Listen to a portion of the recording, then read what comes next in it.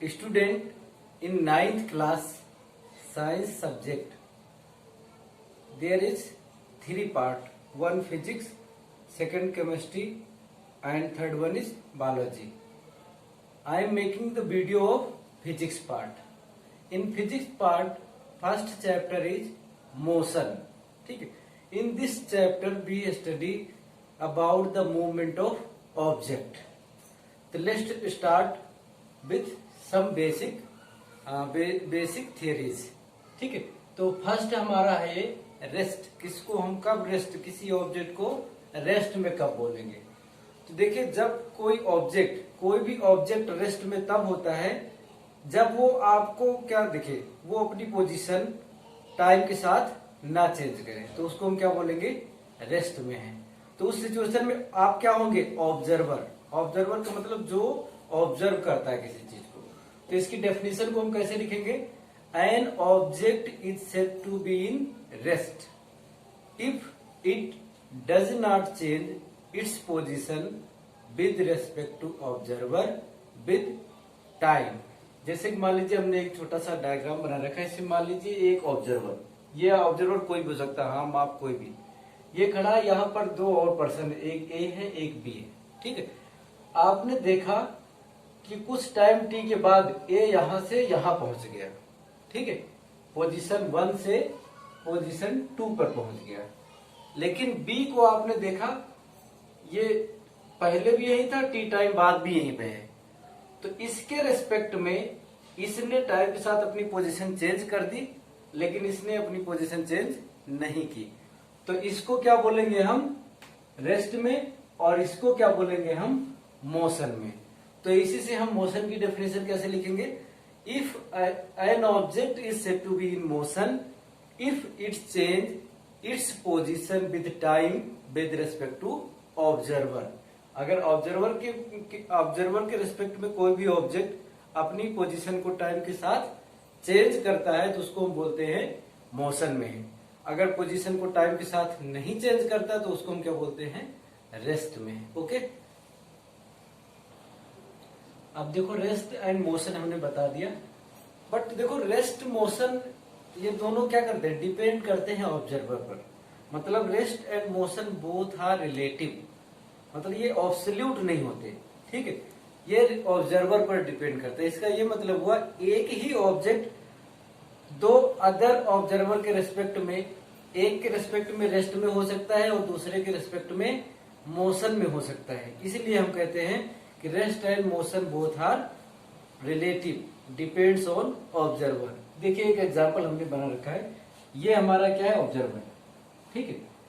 ये रोड है, रोड पे एक कार है. ठीक है. इस कार में देखिए दो लोग बैठे हुए हैं, एक पैसेंजर 1 और पैसेंजर 2, मतलब पैसेंजर ए और पैसेंजर बी. ठीक है. और ये कार 10 मीटर पर सेकंड के स्पीड से मूव कर रही है. तो देखिए, ये ऑब्जर्वर अगर इस कार को देखेगा, इस कार के अंदर देखेगा, तो ये कार जितनी स्पीड से जा रही है उतनी स्पीड से ये और ये दोनों इसको मूव करते हुए दिखेंगे. ठीक है. मतलब ये अगर देखेगा, मान लीजिए ए पर कंसेंट्रेट करते हैं, तो अगर ये ऑब्जर्वर ए को देखेगा तो कार जितनी स्पीड से चल रही है उतनी स्पीड से ए भी चलेगा, इसको दिखेगा. लेकिन ये बी अगर इसको देखेगा तो क्या इसको ए क्या दिखेगा? रेस्ट में. तो ये जो पैसेंजर ए है इस ऑब्जर्वर के रेस्पेक्ट में क्या है? मोशन में है. लेकिन इस वाले ऑब्जर्वर के रेस्पेक्ट में क्या हो गया? रेस्ट में है. तो इसका मतलब क्या? ऑब्जेक्ट तो हमारा ये सेम है, लेकिन ऑब्जर्वर चेंज होने पर इसकी सिचुएशन चेंज हो रही है. मतलब इस ऑब्जर्वर जो रोड के किनारे खड़ा हुआ है, उस ऑब्जर्वर के रेस्पेक्ट में पैसेंजर ए क्या है? मोशन में. लेकिन जो दूसरा ऑब्जर्वर जो कार के अंदर बैठा हुआ है उसके रेस्पेक्ट में ये क्या है? रेस्ट में है. तो इसका मतलब क्या हुआ? इसका रेस्ट और मोशन डिपेंड कर रहा है ऑब्जर्वर पर. मतलब कौन ऑब्जर्व कर रहा है. इसलिए rest and motion both are relative to each other. जैसे कि मान लीजिए आप भी महसूस कर सकते हैं, जैसे कार में पूरी फैमिली के साथ जा रहे हैं आप. ठीक है. तो पूरी फैमिली आपको क्या दिखती है? कार के अंदर रेस्ट में दिखती है. लेकिन बाहर वाला अगर पर्सन कोई देखे आपको तो आप क्या देंगे? कार के साथ मूव करते हुए दिखेंगे। तो इसका मतलब क्या हुआ, rest and motion both are relative to each other. अब अगली डेफिनेशन हमारी है डिस्टेंस एंड डिस्प्लेसमेंट। तो देखो distance, actually distance is the measure of total path length followed by moving object. मतलब इसका मतलब ये हुआ कि मूविंग ऑब्जेक्ट जिस रास्ते को फॉलो करते हुए मूव करता है, जिस रास्ते को, जिस पाथ को फॉलो करते हुए मूव करता है, उसकी एक्चुअल लेंथ जो होती है वही क्या होती है, डिस्टेंस। ठीक है, डिस्टेंस की यूनिट होती है मीटर, एसआई यूनिट। ठीक है, डिस्टेंस की एसआई यूनिट मीटर होती है, और स्मॉलर यूनिट हम सेंटीमीटर भी ले सकते हैं, मिलीमीटर भी ले सकते हैं, बड़ी यूनिट्स को हम किलोमीटर भी ले सकते हैं। ठीक है, तो ये हमारी यूनिट्स हो गई। और ये हमारी क्या है, distance is a scalar quantity. ठीक है, फिजिकल क्वांटिटी दो टाइप की होती है, एक स्केलर क्वांटिटी, दूसरी वेक्टर क्वांटिटी। ये हम आगे बताएंगे स्केलर वेक्टर थोड़ा। ठीक है, तो ये हमारा अभी याद रखना है आपको, distance is the scalar quantity. ठीक है, अब देखो डिस्प्लेसमेंट। डिस्प्लेसमेंट क्या होता है, ये shortest distance between final and initial position. ठीक है, displacement is the shortest distance between final and initial position. ठीक है, तो ये भी क्या है, डिस्टेंस ही है, बट ये क्या होती है, शॉर्टेस्ट डिस्टेंस। तो इसकी यूनिट भी क्या होगी, मीटर होगी, और ये हमारी क्या है, एक वेक्टर क्वांटिटी है। तो displacement is the vector quantity. Okay,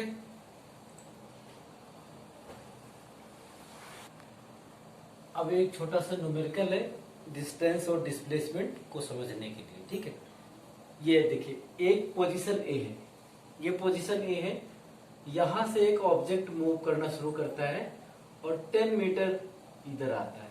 ठीक है, फिर उसके बाद यहां से ये 4 मीटर राइट हो गया। ठीक है, उसके बाद फिर 10 मीटर ये क्या हो गया, लेफ्ट हो गया। ऐसे 10 मीटर ऐसे आया, फिर 4 मीटर ऐसे गया, फिर 10 मीटर यहां गया, और फाइनल पोजीशन बी पर पहुंच गया। तो हमें फाइंड करना है डिस्टेंस और डिस्प्लेसमेंट। ठीक है, तो अभी हमने बताया था डिस्टेंस क्या होती है, actual path length, measure of actual path length. Actual path length कौन सा है, यहां से गया, यहां आया और यहां पहुंचा। तो इन सब की डिस्टेंस सबको मेजर कर देंगे। सर ये लेंथ कितनी है, 10 मीटर, ये 4 मीटर, ये 10 मीटर, तीनों को ऐड कर दिया तो हमारा क्या आ गया, 24 मीटर। तो ये तो हमारी क्या हो गई, डिस्टेंस। अब देखो डिस्प्लेसमेंट, डिस्प्लेसमेंट में शॉर्टेस्ट डिस्टेंस, तो शॉर्टेस्ट डिस्टेंस कौन सी होगी, यहां से सीधी लाइन खींच देंगे, तो ये हमारी क्या होगी, शॉर्टेस्ट डिस्टेंस। ये मतलब डिस्प्लेसमेंट ये डिपेंड नहीं करता कि ऑब्जेक्ट ने कौन सा पाथ फॉलो किया है, चाहे इधर से जाए या कोई और भी रास्ता हो, किसी भी रास्ते से जाए, लेकिन हमारी जो सबसे शॉर्टेस्ट पाथ होगा वही डिस्प्लेसमेंट होगा। तो डिस्प्लेसमेंट हमारा कौन सा होगा, ए बी कितना है, 4 मीटर। ओके,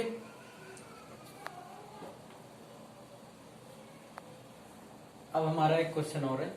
देखिए पेपर पर हम ऐसे देखो, नॉर्थ को ऊपर की साइड रिप्रेजेंट करते हैं, साउथ को नीचे की तरफ। ठीक है, ईस्ट को इधर को और वेस्ट को इधर को रिप्रेजेंट करते हैं। ठीक है, तो यहां पर देखिए हमारे सामने एक क्वेश्चन है, एक ऑब्जेक्ट पोजीशन ओ से नॉर्थ डायरेक्शन में 10 मीटर जाता है, उसके बाद यहां से ये 10 मीटर ईस्ट डायरेक्शन में टर्न हो जाता है।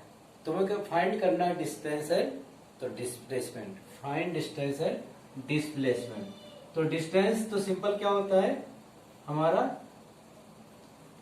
सम of actual path length, measure of actual path length. Distance is equal to क्या होगा, 10 मीटर प्लस 10 मीटर, तो हमारा कितना हो गया, 20 मीटर। ठीक है, अब displacement, displacement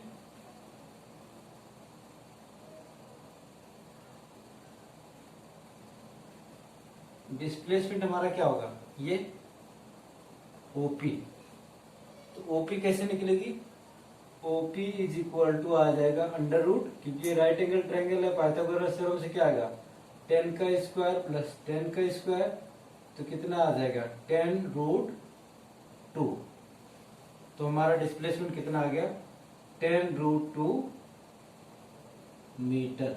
displacement will be 10√2 metre. अब देखो हम स्केलर और वेक्टर क्वांटिटीज को समझ लेते हैं, ठीक है। हमारे सिलेबस में बिल्कुल कुछ नहीं है स्केलर और वेक्टर के बारे में, कुछ भी नहीं है। वेक्टर एक बड़ा चैप्टर होता है, बट हमें थोड़ा सा इंट्रोडक्शन जाना है, ठीक है। तो पहले स्केलर समझ लेते क्या होती है। तो स्केलर उन फिजिकल क्वांटिटीज को कहते हैं जिनमें सिर्फ मैग्नीट्यूड होता है। मैग्नीट्यूड का मतलब अमाउंट, ठीक है, जिसमें सिर्फ मैग्नीट्यूड होता है। और उनको डिफाइन करने के लिए हमें क्या होता है, डायरेक्शन की जरूरत नहीं पड़ती। उनको हम क्या बोलते हैं, स्केलर क्वांटिटीज। मतलब scalar quantities are those physical quantities which have only magnitude, not need direction to represent them. मतलब ऐसी फिजिकल क्वांटिटीज जिनको रिप्रेजेंट करने के लिए केवल हमें क्या जरूरत होती है, मैग्नीट्यूड की, डायरेक्शन की कोई भी जरूरत नहीं पड़ती। उनको हम क्या बोलते हैं, स्केलर क्वांटिटी। एग्जाम्पल जैसे हमारा होता है मास। मास को जैसे हमने मेजर किया 10 केजी, किसी ऑब्जेक्ट का मास 10 केजी है, तो हम उसको 10 केजी से वो कंप्लीट डिफाइन हो गया, ठीक है। जैसे मान लीजिए किसी बाल्टी में 10 लीटर वाटर आता है, तो उसका वॉल्यूम कितना हो गया 10 लीटर, ठीक है। तो 10 लीटर से क्लियर हो गया उसका कंप्लीट डेफिनेशन। तो ये हमारा वॉल्यूम हो गया, मास हो गया, लेंथ हो गई, डिस्टेंस हो गई, ये सारी हमारी क्या होती हैं, स्केलर क्वांटिटी। तो हमारे एग्जांपल कौन कौन से हो गए स्केलर के, मास, डिस्टेंस, स्पीड,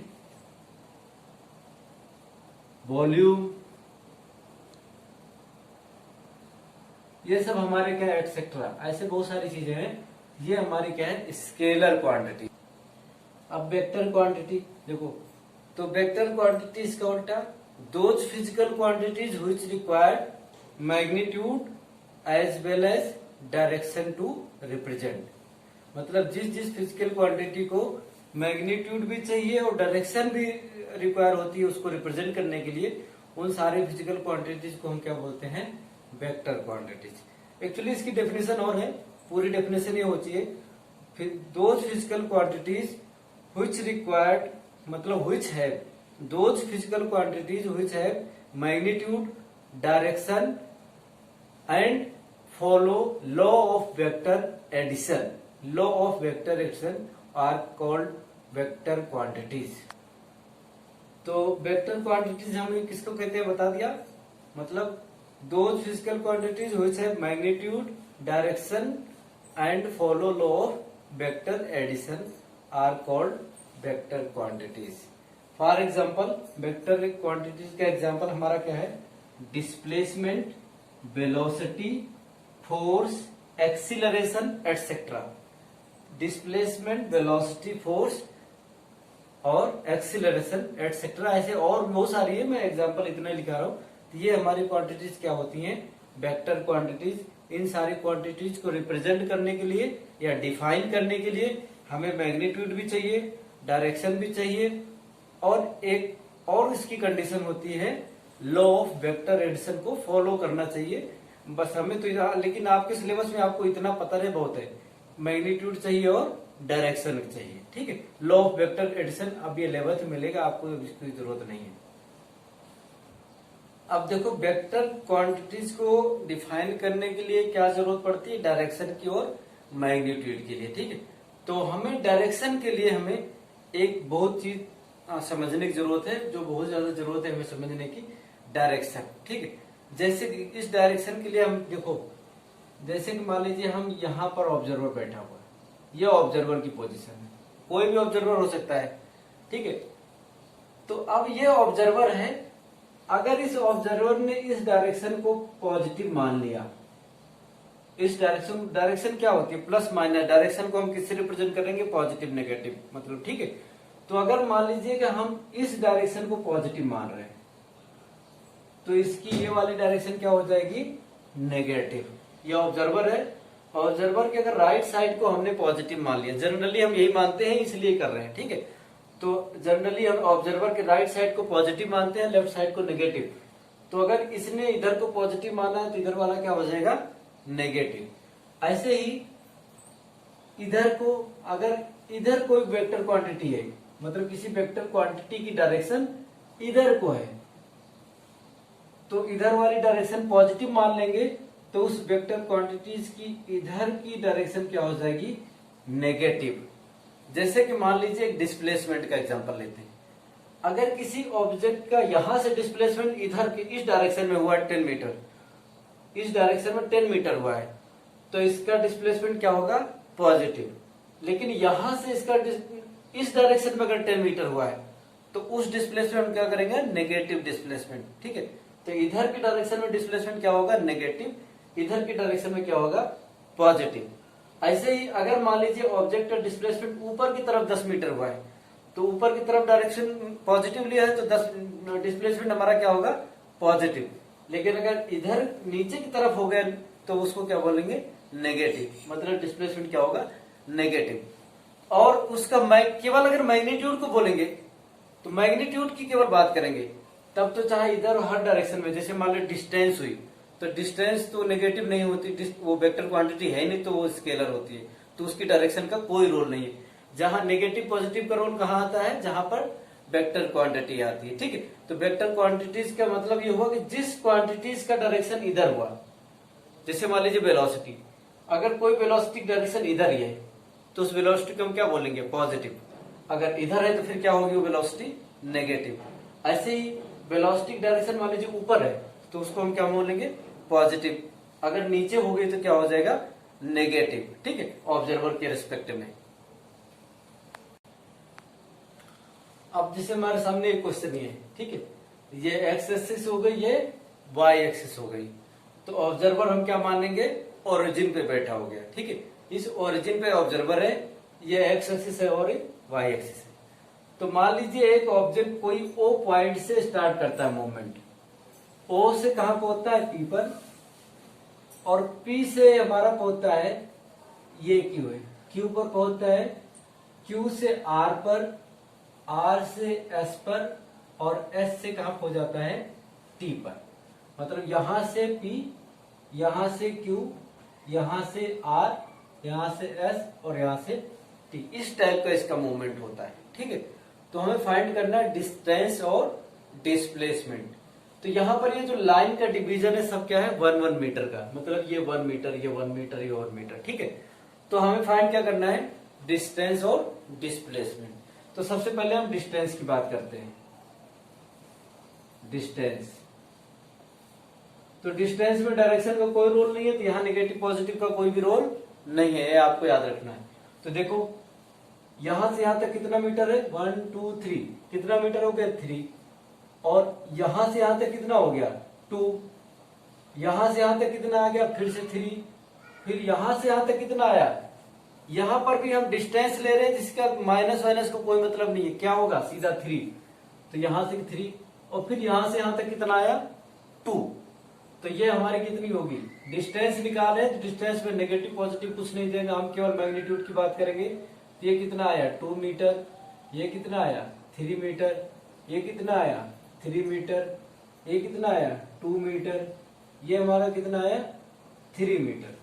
तो ये हमारा, तो डिस्टेंस हमारी टोटल कितनी हो जाएगी, ये 3 प्लस ये 2 प्लस ये 3 प्लस ये 3 और प्लस ये वाला 2 ऐड कर दीजिए यहां पर। तो यहाँ 3 प्लस 2 5, 5 प्लस 3 8, 8 प्लस 2 10, 10 प्लस 3 कितना होगा, 13। मतलब डिस्टेंस कवर्ड कितनी हो गई, 13 मीटर।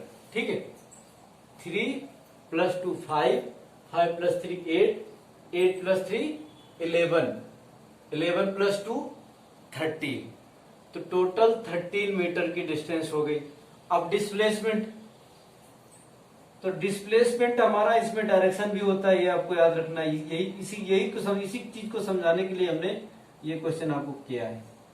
डिस्प्लेसमेंट क्या होता है, shortest distance between final and initial position. तो फाइनल पोजीशन हमारी क्या है, ये, इनिशियल पोजीशन क्या है, ये, तो यहां से यहां तक की लेंथ तो कितनी होगी 1 2 3, तो 3 मीटर की लेंथ है, लेकिन ये इधर को हम पॉजिटिव मानते हैं तो इधर क्या हो गई नेगेटिव, तो डिस्प्लेसमेंट क्या हो गया नेगेटिव, तो डिस्प्लेसमेंट कितना हो जाएगा -3 मीटर, डिस्प्लेसमेंट हो गया -3 मीटर, ये ध्यान रखना हमारा, ठीक है। अब देखो हमारे सामने दो क्वेश्चन है, ये लास्ट दो क्वेश्चन होंगे डिस्टेंस और डिस्प्लेसमेंट में। तो देखो पहला क्वेश्चन हमारा ये है, यहां पर O से एक ऑब्जेक्ट P तक 6 मीटर गया है, ठीक है, और फिर P से Q पर ये कितना हुआ 10 मीटर चला, तो हमें क्या फाइंड करना डिस्टेंस एंड डिस्प्लेसमेंट। तो डिस्टेंस में हमारा कोई नेगेटिव पॉजिटिव और डायरेक्शन की कोई जरूरत नहीं होती है, हमें याद रखना है। तो हमारा डिस्टेंस क्या होगा एक्चुअल पाथ लेंथ, तो एक्चुअल पाथ लेंथ कितना हुआ 6 + 10 कितना हुआ 16 मीटर। अब देखो डिस्प्लेसमेंट, ठीक है, तो डिस्प्लेसमेंट में तो हमें डायरेक्शन की भी जरूरत होगी, नेगेटिव पॉजिटिव सब। तो सबसे पहले हम निकाल देते हैं शॉर्टेस्ट डिस्टेंस, पहले निकालेंगे, नेगेटिव पॉजिटिव बाद में करेंगे। तो देखो ये शॉर्टेस्ट डिस्टेंस हमारी कौन सी हो गई, ये फाइनल पोजीशन ये हो गई इनिशियली, तो शॉर्टेस्ट ये हो गई, ये राइट एंगल ट्रायंगल है, ये हाइपोटेन्यूस हो गई, तो पाइथागोरस थ्योरम लगाएंगे। तो ये हमारा ओपी इक्वल कितना होगा √10 का स्क्वायर -6 का स्क्वायर, ये होगा √64, ये आ जाएगा 8 मीटर। तो मतलब डिस्प्लेसमेंट विल बी 8 मीटर, और यहां से क्या है राइट साइड में, तो डिस्प्लेसमेंट क्या होगा पॉजिटिव, तो डिस्प्लेसमेंट हमारा क्या हो गया displacement is equal to +8 metre, positive में हो गया, ठीक है। प्लस लगाने की जरूरत नहीं, मैं समझाने के लिए इसलिए प्लस माइनस दिखा रहा हूं आपको, ठीक है। अब यहां पर देखो अगर ऐसे भी डायरेक्शन ईस्ट डायरेक्शन हो गई ना ऐसे, तो डिस्प्लेसमेंट कितना हुआ ईस्ट डायरेक्शन में हुआ, ठीक है। हम अभी प्लस माइनस समझाने की कोशिश कर रहे हैं इसलिए प्लस माइनस बता रहे हैं, अदरवाइज यहां से डिस्प्लेसमेंट क्या हुआ ईस्ट डायरेक्शन में 8 मीटर ईस्ट। ऐसे यहां पर देखिए दूसरा क्वेश्चन हमारा है, यहां पर हमें फाइंड क्या करना distance and displacement. O position से एक ऑब्जेक्ट स्टार्ट करता है और P पोजीशन तक जाता है, कितना है 8 मीटर, फिर P से 10 मीटर इधर को आता है, ठीक है। तो हमारा टोटल डिस्टेंस निकालना है, तो टोटल डिस्टेंस क्या होता है एक्चुअल पाथ लेंथ, तो 8 + 10 कितना हुआ डिस्टेंस इज इक्वल टू हमारा क्या हो गया 18 मीटर। अब देखो डिस्प्लेसमेंट में हमें डायरेक्शन भी बताना पड़ता है प्लस माइनस सब, ठीक। तो डिस्प्लेसमेंट देखो ये हमारा राइट एंगल ट्रायंगल बन रहा है, तो शॉर्टेस्ट पाथ कौन सा हुआ ये, तो ये हमारा कितना होगा √10 का स्क्वायर -8 का स्क्वायर पाइथागोरस थ्योरम से, तो ये हमारा हो गया √36, तो ये हमारा कितना हो गया 6 मीटर। तो डिस्प्लेसमेंट हमारा कितना हो गया 6 metre, displacement is equal to 6 metre. लेकिन ये नेगेटिव होगा, डिस्प्लेसमेंट क्या होगा नेगेटिव, यहां पर क्या होगा नेगेटिव, और डायरेक्शन हमें लिखना चाहेंगे तो क्या होगा डिस्प्लेसमेंट तो नेगेटिव होगा, डायरेक्शन क्या होगी वेस्ट डायरेक्शन। ये कौन सी डायरेक्शन है वेस्ट, ये क्या है ईस्ट, ये नॉर्थ, ये साउथ, तो डायरेक्शन कौन सी डायरेक्शन में डिस्प्लेसमेंट हुआ है वेस्ट डायरेक्शन में डिस्प्लेसमेंट हुआ है, नेगेटिव डिस्प्लेसमेंट हुआ है। इस वाले केस में डायरेक्शन हमारा किधर है ईस्ट डायरेक्शन में डिस्प्लेसमेंट हुआ है, और बट ये क्या है पॉजिटिव है क्योंकि ऑब्जर्वर यहाँ है इसके राइट साइड में, ठीक है। इस चीज का हमें बहुत ध्यान रखना है। अब एक क्वेश्चन हमारे सामने हो रहा है, ठीक है। एक ये सर्कुलर पाथ है, ये क्या है सर्कुलर पाथ, और इसकी रेडियस हमारी क्या है 7 मीटर। तो इस पाथ पर एक ऑब्जेक्ट पॉइंट P से मूवमेंट स्टार्ट करता है और एंटी क्लॉकवाइज जैसे घूमता है, और 3/4 सर्कमफरेंस पर मूव करता है, 3/4 सर्कमफरेंस पर मूव करता है। तो हमें फाइंड करना है डिस्टेंस एंड डिस्प्लेसमेंट। तो अब देखो पाथ कौन सा हुआ ये, तो डिस्टेंस तो एक्चुअल पाथ लेंथ हो जाएगी, तो टोटल डिस्टेंस कितनी हो जाएगी अब 3/4, मतलब टोटल सर्कमफरेंस कितनी है 2πr, तो इसका 3/4 ये कवर कर रहा है। तो डिस्टेंस हमारी आ जाएगी, डिस्टेंस जो आएगी, डिस्टेंस इज इक्वल टू कितना आ जाएगा 3/4 इंटू 2πr।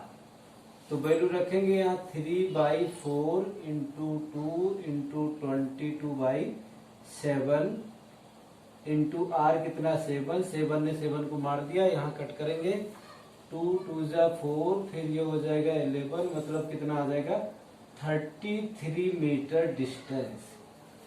अब देखो डिस्प्लेसमेंट, डिस्प्लेसमेंट हमारा क्या था शॉर्टेस्ट पाथ, तो शॉर्टेस्ट पाथ हमारा कौन सा हुआ ये, तो ये हमारा कितना होगा, ये राइट एंगल ट्रायंगल बनेगा। तो फिर पाइथागोरस थ्योरम लगाएंगे, तो रेडियस ये 7 है, तो भी कितना आ जाएगा 7 मीटर। तो ये कितना हो जाएगा √7 का स्क्वायर प्लस 7 का स्क्वायर, तो ये आ जाएगा 7√2। ये हमारा डिस्प्लेसमेंट हमारा हो जाएगा 7√2 मीटर। अब इसी को और क्वेश्चन को आगे थोड़ा सा बढ़ाते हैं। इसी क्वेश्चन में अगर ये ऑब्जेक्ट 3/4 ना करके अगर ये पूरा का पूरा सर्कल कंप्लीट कर लेता, ऐसे करके ऐसे ऐसे ऐसे आता और फिर से P पॉइंट पर पहुंच जाता, यहां पर ना रुकता और यहां पर पहुंच जाता, तब हमारा डिस्टेंस और डिस्प्लेसमेंट क्या होता। तो डिस्टेंस तो हमारा क्या होता है ऐसे करके यहां से गया और यहां पहुंच गया, ठीक है। तो टोटल सर्कल कवर किया, तो टोटल ये पाथ हमारा क्या होगा डिस्टेंस। तो डिस्टेंस हमारा क्या हो जाएगा, डिस्टेंस इज इक्वल टू कितना आ जाएगा 2πr।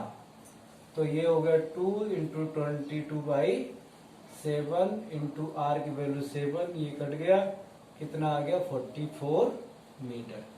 लेकिन डिस्प्लेसमेंट देखो, फाइनल और इनिशियल पोजीशन क्या हो गई सेम, तो ये क्या हो जाएगा डिस्प्लेसमेंट 0, क्योंकि शॉर्टेस्ट पाथ तो क्या हो गया 0। तो डिस्प्लेसमेंट हमारा क्या हो गया 0। डिस्प्लेसमेंट हमारा क्या हो गया, डिस्प्लेसमेंट इज इक्वल टू क्या हो गया 0, ठीक है। तो अब हम डिस्टेंस और डिस्प्लेसमेंट में डिफरेंस को समझ लेते हैं ना, क्योंकि ये देखो डिस्प्लेसमेंट क्या हो गया 0, डिस्टेंस हमारे क्या हो गया 44 मीटर। तो ये चीज हमारा समझ लीजिए डिस्टेंस और डिस्प्लेसमेंट में डिफरेंस, ठीक है। तो देखो डिस्टेंस हमारा, देखिए अभी आपने एग्जांपल से समझा, distance, distance is a scalar quantity और डिस्प्लेसमेंट क्या है वेक्टर क्वांटिटी। डिस्प्लेसमेंट क्या होती है वेक्टर क्वांटिटी। डिस्टेंस हमारी स्केलर क्वांटिटी और डिस्प्लेसमेंट क्या है वेक्टर क्वांटिटी। ये स्केलर, ये वेक्टर, मतलब इसको केवल मैग्नीट्यूड की जरूरत पड़ती है और इसको मैग्नीट्यूड और डायरेक्शन दोनों की जरूरत पड़ती है। इसको जो है हमें मैग्नीट्यूड और डायरेक्शन दोनों होती है, इसमें केवल मैग्नीट्यूड होता है। दूसरा, ये हमेशा पॉजिटिव होता है, ऑलवेज पॉजिटिव। और ये हमारा क्या हो सकता है, अभी आपने देखा पॉजिटिव भी हो सकता है, नेगेटिव भी हो सकता है और 0 भी हो सकता है। तो जो हमारा क्या होता है डिस्टेंस हमेशा पॉजिटिव होगा, नेगेटिव, और ये हमारा ये जो डिस्प्लेसमेंट है ये पॉजिटिव, नेगेटिव और 0 सब हो सकता है। अभी आपको एग्जांपल से आपने देखा, ठीक है। और देखो ये हमारा जो डिस्प्लेसमेंट होता है, ये डिस्टेंस जो होती है डिस्प्लेसमेंट के से ज्यादा या उसके बराबर हो सकती है। मतलब displacement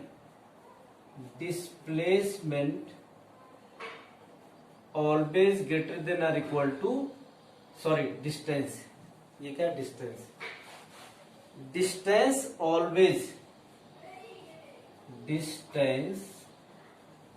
always greater than or equal to displacement. और ये हमारा डिस्प्लेसमेंट हमारा क्या होगा less than, displacement always less than or equal to distance. Distance. तो डिस्टेंस क्या होती है, हमेशा डिस्प्लेसमेंट से बड़ी होती है या उसके बराबर हो सकती है, लेकिन डिस्प्लेसमेंट से कभी छोटी नहीं होगी। डिस्टेंस हमेशा डिस्प्लेसमेंट से बड़ी होगी या उसके बराबर होगी, छोटी कभी नहीं होगी। ये आपको डिफरेंस पता होना चाहिए। तो ये हमारा जो डिस्टेंस और डिस्प्लेसमेंट पर लगभग सारा टॉपिक कवर हो गया। तो इसमें अगर कोई डाउट होगा तो आप लोग कमेंट बॉक्स में लिख सकते हैं, ठीक है। हम इसकी नोट्स भी आपको डिस्क्रिप्शन में नोट्स का लिंक भेज देंगे, ठीक है। और हमारे चैनल को लाइक एंड सब्सक्राइब करेंगे। इस चैनल को लाइक और सब्सक्राइब करें, जिससे कि हमारी हर वीडियो आपको टाइम से पहुंचती रहे।